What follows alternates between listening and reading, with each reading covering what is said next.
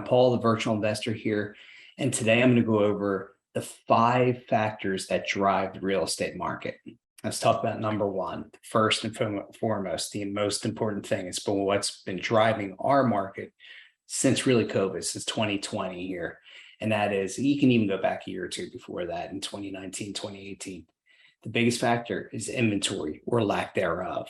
We still only have around 550,000 houses available of inventory throughout the country. And a healthy market is a minimum of 1 million to 1.5 million in that range, which would give you a 6-month supply of inventory. I mean, right now we're not even close to that. So that's the biggest factor in what drives the real estate market and pushes prices up. That's macro factor number one. Number two, a very important factor, interest rates. Interest rates determine how much house you can afford, what price you can afford to pay in a house. So prices of homes are different in the Midwest than they are in the Northeast or in the Southwest or in the Southeast, right? Anywhere in the Sun Belt, things are priced higher because that's where the demand is. That's where people want to be, where people want to retire, where people want to live.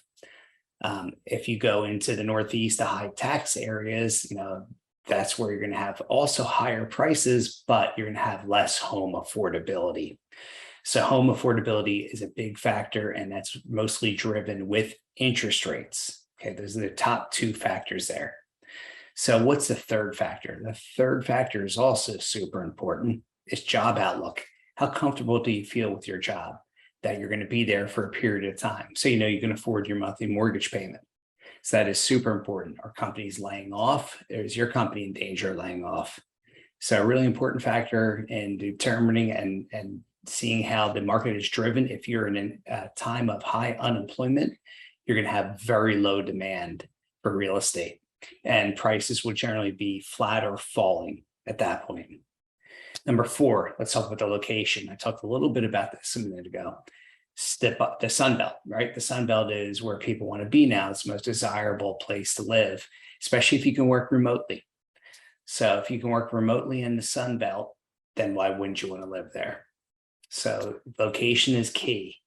If you want to live and have a lower cost of living and be able to work remotely, maybe you work in the Midwest, maybe you work somewhere in Indiana, Ohio, or Kansas, or Oklahoma, somewhere it's really, really affordable and have a lower cost of living and make the most out of your money. And then 5, this is becoming a bigger and bigger factor for people, taxes. And this is a double layer one. So you got 2 layers of taxes. You got real estate taxes. And then the Northeast real estate taxes are really, really high, very expensive. So that reduces the amount of house that people can afford and makes homes less affordable, as I said earlier.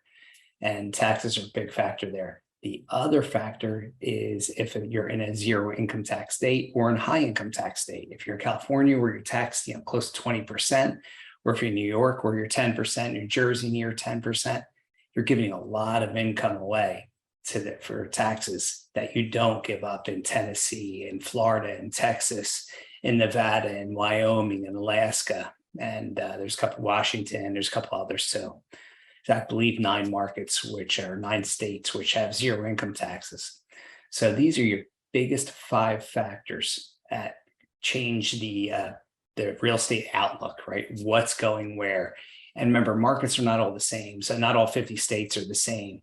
Right now, the highest demand is Florida, Texas, Tennessee, and the Carolinas. Affordability, jobs, all those things, and freedom. People like the freedom as well.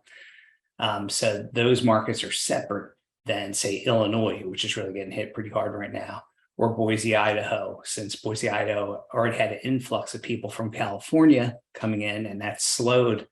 That market has really stalled a bit. So the higher inventory in those markets are driving the prices down in those particular markets like Utah, Arizona, and Boise, Idaho. So those are your big 5 biggest drivers to what changes and what happens with the real estate market here. Hopefully you guys like this and got something out of it. If you did, make sure you click on the like button, and we'll catch you in the next one.